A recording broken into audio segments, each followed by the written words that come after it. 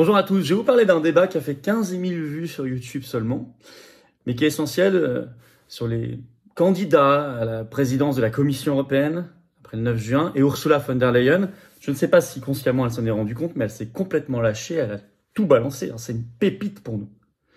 Et de cette vidéo, personne n'a vu ce débat, qui a quand même fait couler beaucoup d'encre sur un coup de théâtre. Et je vais vous expliquer qui démasque les fausses oppositions, et ça c'est très très bien, parce qu'il vaut mieux le savoir avant de voter qu'après. Mais il y avait plein d'autres choses dans ce débat, sur les orientations politiques de l'Union européenne, et puis l'arnaque d'un pseudo-débat démocratique, d'une pseudo-démocratie. On va voir tout ça. Le débat des Spitzenkandidaten, terme allemand, des partis politiques, les têtes de liste en fait désignées par les partis politiques européens, le débat organisé par Politico, on va y revenir, tout a été dit. Je vais tout vous donner dans cette vidéo, il va falloir la faire circuler si vous voulez bien massivement, et puis éclairer le vote. Moi je suis candidat tête de liste aux européennes du 9 juin, la liste L'Europe ça suffit, la seule liste de coalition, de rassemblement des souverainistes et des résistants pour le Frexit, la paix, nos libertés et tout le reste. Le programme est sur le site des Patriotes. N'hésitez pas à faire circuler, à vous abonner à cette chaîne YouTube pour cela en cliquant sur le petit bouton s'abonner. Alors petite information, depuis 2 semaines, tous les réseaux sociaux politiques, en particulier dans le camp souverainiste, sont un peu invisibilisés parce qu'il y a une pression du gouvernement macroniste et de la Commission européenne sur la campagne électorale. Donc, peut-être que si vous voulez vous abonner à la chaîne YouTube, c'est maintenant qu'il faut le faire parce qu'on a vu, et c'est pareil pour X, pour Meta, tout ça, il y a de l'invisibilisation. Ça sera jusqu'au 9 juin au moins.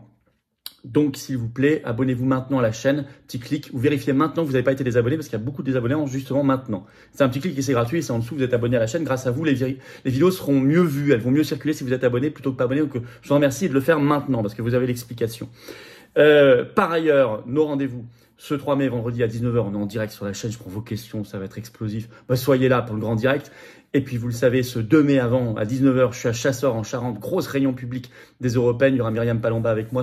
Inscrivez-vous sous la vidéo en description. Il reste quelques heures pour s'inscrire. C'est ouvert à tous, adhérents comme non-adhérents, pour la Charente. Et puis, le 15 mai, mercredi 15 mai, 19 h, je suis dans le Calvados. Inscription à Louvigny, sous la vidéo en description. Et le samedi 18 mai, 15 h, à Marly en Moselle, inscription également par un autre lien sous la vidéo en description, évidemment. Et vous le savez, je vous attends aux Patriotes. Voilà, vous pouvez adhérer, réadhérer pour vous impliquer ou simplement pour apporter un soutien, même sans vouloir vous impliquer. Chacun peut le faire. Et vous pouvez également apporter un soutien par un don au mouvement. Vous pouvez aussi être beaucoup plus militant et vous impliquer pour les européennes et tout le reste. Chacun choisit.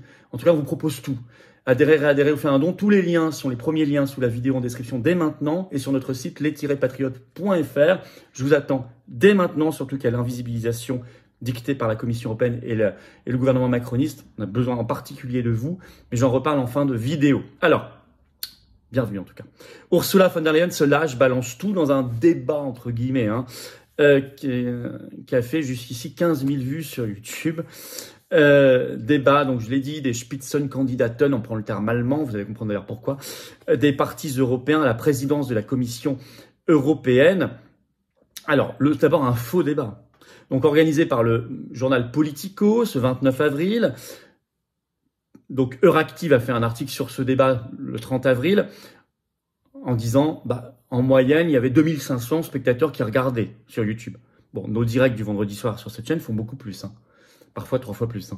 Donc, alors que là, on est censé, c'est censé être le débat d'une personne qui va avoir en main le destin de près de 450 millions de personnes. Bon, tout ça est déliant. Alors,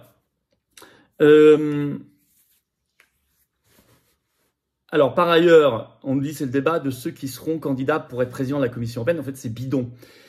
Parce que ce système des Spitzenkandidaten désignés par les partis politiques européens, on fait croire que c'est démocratique, ce sera des gens élus au Parlement européen qui désignent les candidats. Ça peut être parfaitement contourné. La meilleure preuve, c'est que ça a été contourné en 2019 par Ursula von der Leyen, qui n'était pas du tout une Spitzenkandidaten. Donc tout ça est bidon. Elle est arrivée après comme un cheveu sur la soupe. Et c'est parfaitement possible. Je vous lis un extrait de Réactif qui l'explique. Voilà, le système des Spitzenkandidaten implique que chaque parti politique européen désigne une tête de liste pour les élections européennes, laquelle est également candidate à la présidence de la Commission européenne. Le candidat du parti ayant obtenu le plus de sièges au Parlement européen est ensuite proposé par le Conseil européen aux eurodéputés qui doivent procéder à un vote. Le système des candidats tête de liste a été introduit avant l'élection de 2014 pour renforcer la démocratie, en faisant le choix des électeurs un élément clé de la sélection du chef de l'exécutif européen. Mais il a été remis en question après l'élection de l'outsider Ursula von der Leyen en 2019, qui n'avait pas été désignée comme tête de liste. Donc c'est complètement bidon. Voilà. Quand même, faut le savoir d'abord. Alors, étaient présents, voilà, il y avait, on va le lire, hein, plusieurs candidats. Donc, je lis toujours Euractiv. Il y avait donc Ursula von der Leyen pour le Parti populaire européen, le PPE, Nicolas Schmit pour le PSE, Parti socialiste européen. Il y avait Marie-Agnès Strack-Zimmermann pour l'ALDE, l'Alliance des libéraux et démocrates pour l'Europe. Il y avait Bas Écoute pour les Verts. Il y avait Anders Vistisen, on va en reparler, pour le parti démocratie identité. Il y avait Bayer pour le parti de la gauche européenne, Melis Rosberg pour l'ALE, Alliance libre européenne, et Valeriu Ghilecci pour le mouvement politique chrétien européen. Près de la moitié, écrit Euractiv, des têtes de liste ont peu de chances d'entrer au Parlement européen. Donc, en plus, tout ça est complètement bidon parce qu'on fait débattre des gens dont 50% en fait ne seront probablement même pas élus députés européens. Bref, vous avez vu à quel point tout ça est un faux débat, les faux aspects de la démocratie, bien sûr. C'est une tyrannie derrière. Ah surtout, il a été ultra révélateur parce qu'il a été dit, et ce qu'a balancé Ursula von der Leyen, je vous en parle.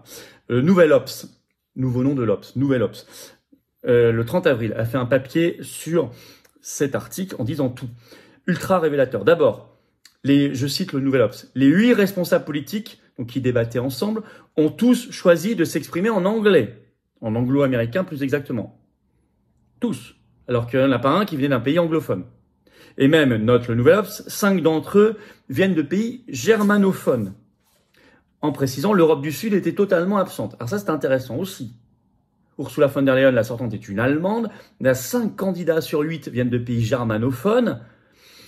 L'Europe du Sud, la France, est également totalement absente. Donc on voit une Europe complètement dominée par l'Allemagne, qui est désignée par Washington pour faire ici le boulot de nous tenir. C'est ça l'architecture européiste aujourd'hui. Alors, ce qu'a révélé ce débat, c'est ce qu'a dit Ursula von der Leyen. D'abord sur Russie-Ukraine. Il y avait un des candidats, l'Autrichien, qui a demandé qu'on fasse des négociations. Et là, Ursula von der Leyen a pris la parole. Elle était, je cite, inflexible. Et elle a déclaré ceci. Elle s'est même emportée, écrit le Nouvel Obs. Je cite. Voilà.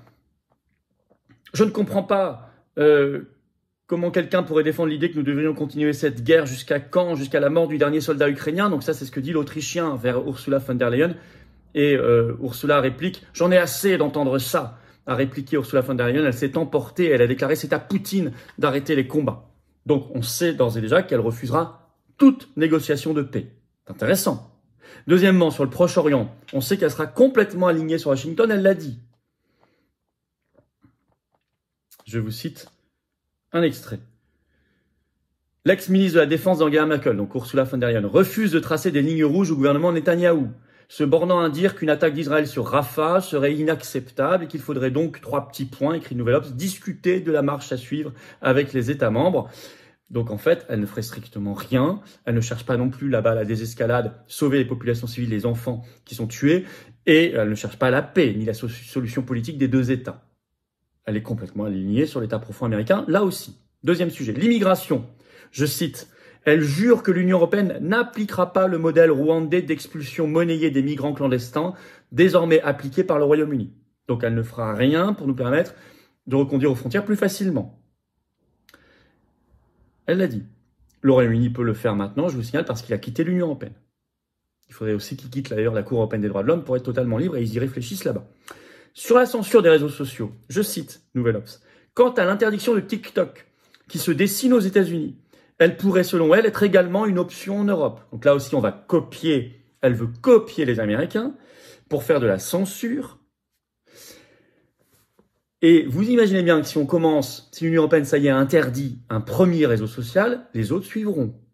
Mais vous avez bien compris, même si vous n'êtes pas fan de TikTok, comprenez que si on interdit TikTok, si l'Union européenne interdit TikTok, derrière, ils interdiront X-Twitter. Évidemment, puisqu'il y aura un précédent, ce sera beaucoup plus facile. Or, elle l'annonce là. Hein. Elle a été attaquée par un candidat courageux, le seul dans ce débat, le Danois Anders Vistisen, sur ses SMS, avec Bourla, le PDG de Pfizer, la fameuse affaire où je suis face à elle au tribunal à Liège le 17 mai, parce que j'ai porté plainte. Seul mouvement politique français qui a porté plainte, je le rappelle. Elle n'a pas répondu, elle a esquivé. Euronews l'a noté dans un article le 30 avril. Et elle a esquivé, elle n'a pas du tout répondu sur le fond, elle a refusé de répondre. Elle a esquivé par une attaque violente sur un complot russe. Voilà, donc je vais vous lire un extrait d'Euronews, vous comprendrez. La présidente sortante n'a pas mordu à l'hameçon. Ce que Euronews, qui est parti pris, appelle mordre à l'hameçon, c'est-à-dire répondre.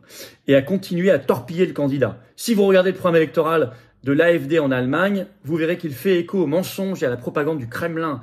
Alors nettoyez votre maison avant de nous critiquer. Mais pas de réponse sur le fond. Sur les SMS, sur les contrats, tout ça, les 35 milliards Pfizer. Les effets secondaires. Tout ça. Alors elle menace les souverainistes par ailleurs. Ça a été noté par Politico le 30 avril. Je cite Ursula von der Leyen dans ce débat. « Nous ne vous autoriserons pas à détruire l'Union européenne, dit-elle. Elle ajoute « Nous sommes plus forts que vous et nous vous combattrons de toutes les façons possibles. » C'est vraiment une parole de racaille, ça, de mafia. Nous ne vous autoriserons pas à détruire l'Union européenne. Mais attends, ça veut dire qu'elle se croit évidemment supérieure au peuple souverain. Et nous sommes plus forts que vous, nous vous combattrons de toutes les façons possibles. C'est quoi toutes les façons possibles? Ce sont des propos, c'est bien que les gens sachent. Il faut sortir ce genre de propos. Merci de faire circuler la vidéo, malgré l'invisibilisation dont on va être victime jusqu'aux élections, c'est sûr, sur tous les réseaux. Donc c'est le moment particulièrement de relayer et de vous abonner à la chaîne. Mais ça, par exemple, il faut que tout le monde l'entende, ça, avant de voter. Alors, Vistisen, toujours le même, le Danois, a répliqué, il a fait une superbe attaque. Il a évoqué l'instrumentalisation de la guerre en Ukraine pour supprimer en douce le droit de veto des États membres et que ça se voit pas. Et il sort cette phrase à Ursula von der Leyen, Politico l'a noté, je cite, « Bruxelles est devenu un marécage. On commencera par virer 10 000 bureaucrates à Bruxelles et j'aimerais commencer par vous, Ursula von der Leyen. » C'est bien de lui avoir dit, c'est très bien. Personne d'autre lui a dit. Alors, et puis ce coup de théâtre. Une alliance entre Ursula von der Leyen et le groupe européen de Giorgia Meloni, le groupe ECR. Groupe auquel appartiendraient, s'il y en a, des élus Reconquête, la liste de Marion Maréchal. Parce qu'ils ont annoncé, ça y est, l'alliance avec Meloni, qui serait dans le groupe ECR. Donc ce groupe ferait alliance avec Ursula von der Leyen. Donc tous ceux qui pensent voter contre Ursula von der Leyen en votant Reconquête en France, bah, vous savez maintenant qu'en fait vous allez voter pour la même, parce que c'est une alliance. Alors juste ça, c'était le coup de théâtre, le truc qui a été le plus repris dans toute la presse, dans tous les pays d'Europe, parce que c'est incroyable. Mais en fait, c'est très prévisible. ECR c'est le seul groupe ici qui n'était pas représenté parce qu'ils ont refusé de présenter un candidat à la Commission européenne. Donc c'est déjà qu'il y avait quelque chose, ça c'était il y a 3 semaines, il y avait déjà quelque chose qui se tramait. On avait déjà la puce à l'oreille. Et puis on sait l'amitié très forte entre Meloni et Ursula von der Leyen, et on sait que Meloni applique toutes les options européistes d'Ursula von der Leyen. Donc là c'est logique. Voilà. Alors, donc justement, elle est interrogée sur cette possible alliance, et Ursula répond dans ce débat. Cela dépendra beaucoup de la composition du Parlement européen, des membres des groupes, mais elle n'exclut pas du tout. Ça a été repris partout, par exemple Le Monde, article du 30 avril, le titre « Parlement européen, Ursula von der Leyen n'exclut pas une alliance avec le groupe de Giorgia Meloni », donc le groupe de Reconquête. Donc on a quand même appris plein de choses dans ce débat. On voit aussi où sont les fausses oppositions. Bon, je vous parlais du groupe, la ECR, mais avec Reconquête, tout ça, ce vote perd tout son sens. Enfin, il n'y en avait déjà pas beaucoup, parce que si vous n'êtes pas pour le Frexit, en fait, vous changez rien. Mais enfin là, c'est encore plus incroyable. Mais on sait que le RN, par ailleurs, est très ami politiquement avec Ursula von der Leyen. Ils ont exactement la même conception, c'est-à-dire qu'on abandonne tout, la sortie de l'Union européenne, de l'euro, de l'OTAN, de l'OMS, de Schengen, du marché européen d'électricité, de tout, la CEDH, et on fait du Meloni. Donc en fait, là, il y a 2 oppositions d'un coup qui ont été complètement démasquées. 2 listes en France, RN, Reconquête. Toutes les options politiques par ailleurs présentées dans ce débat sont problématiques pour la France, que ce soit en politique intérieure, en matière de liberté d'expression ou en politique étrangère. Toutes problématiques et toutes alignées sur Washington, de A à Z, je vous l'ai montré. Et par ailleurs, fausseté de ce faux débat, parce que les vrais candidats face à Ursula von der Leyen, c'est par exemple Thierry Breton, c'est Mario Draghi, ben, ils n'étaient pas là, ou d'autres qu'on sortira du chapeau, des mondialistes, ils n'étaient pas là. Donc tout ça est bidon. Donc face à ce bidon général, à ce qui a été révélé, Frexit sorti de la France de l'Union européenne, évidemment. C'est ce qu'on propose avec la liste que j'ai l'honneur de mener aux européennes du 9 juin. Faites savoir, faites connaître notre liste qui n'est pas médiatisée par les grands médias, et pour cause. Sur les réseaux sociaux et en parlant autour de vous, et en rejoignant le mouvement aussi, en devenant, si vous le voulez, adhérent. nous aider ou contacter si vous l'êtes votre référent départemental. Dites j'ai envie de coller des affiches, distribuer des tracts. Il faut faire savoir. En tout cas, notre liste, l'Europe ça suffit, est la liste de coalition des souverainistes et résistants, Frexit, Liberté, Paix. Allez voir notre programme sur le site les-patriotes.fr. Merci de faire circuler la vidéo. Ce 2 mai, 19h, grosse réunion publique en Charente. Vous pouvez encore vous inscrire, il reste quelques heures sous la vidéo en description. Et le vendredi 3 mai, 19h, gros direct sur cette chaîne. Je prendrai toutes vos questions que je découvrirai en direct. Et on va regarder sans langue de bois, sans tabou, sans interdit, toute l'actualité ensemble, française et mondiale. Vous le savez. Et par ailleurs, je vous attends aux patriotes, voilà. Je vous le disais, on est victime de l'invisibilisation sous pression de la Commission européenne, y compris sur nos réseaux sociaux, juste pendant le temps de l'élection. Ça a commencé il y a une dizaine de jours. Et du gouvernement macroniste, parce qu'ils ont émis les lignes directrices de la Commission européenne. Enfin, pour organiser le débat, j'en avais parlé rapidement, mais renseignez-vous. Donc ça veut dire invisibilisation. Donc c'est le moment peut-être de vous abonner à la chaîne en cliquant sur s'abonner. Ça va l'aider beaucoup à combattre cette invisibilisation. Un petit clic sur s'abonner, vous serez abonné. Peut-être le moment de le faire, allez-y. Un petit clic, c'est gratuit pour vous, ça va aider énormément. Je vous en remercie beaucoup. Et puis c'est le moment d'adhérer, de réadhérer ou faire un don. Soit pour soutenir comme ça, à votre sauce, comme vous voulez, soit pour être impliqué, militant, faire des choses, qu'on vous propose des actions, de rencontrer des gens qui pensent comme vous près de chez vous. C'est ça, adhérer ou reprendre votre adhésion annuelle. Faire un don, ça nous permet de financer les 1 million d'euros que coûte la liste et toutes nos actions, parce que nous, on fait pas que ça. On fait des manifs, on fait des opérations coup de poing, on fait plein de choses. Des affiches, des tracts, tout ça, ça coûte. On n'a pas les millions, les banques et les médias du système. Nous, on n'a pas la milliardaire non plus pour nous aider, comme d'autres. Mais c'est pas grave, on a le cœur, les convictions, on est là. Et puis, voilà. Adhérer, c'est le premier lien pour le faire sous la vidéo en description. Ce lien est également en commentaire épinglé. Une petite fiche maintenant sur l'écran et dans quelques secondes, un lien sur l'écran. Choisissez. Faire un don au mouvement, c'est le deuxième lien sous la vidéo en description.